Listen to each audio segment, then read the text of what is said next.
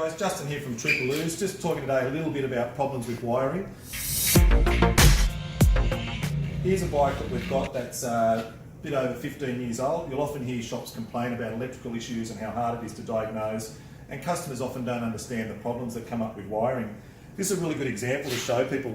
This is a connector that's just come off this bike. By simply removing the tank, you can see the wires were that brittle, they've just snapped off the fuel tank sender through no error. What you can also see is that the wiring becomes so brittle that with the slightest movement it cracks, and you end up with, as you can see in here, a range of breaks which can touch the frame at any point and create bad earths and shorting issues.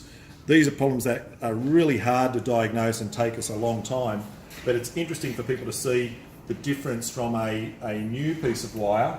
So if I come over here, so we go to our wiring bay,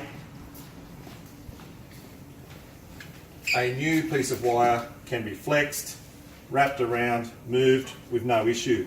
As it ages, the PVC coating becomes brittle, and every time we move that wire, it snaps again. So this then, every time the bike is worked on, creates another generation of problems we've got to track down to isolate the issue. So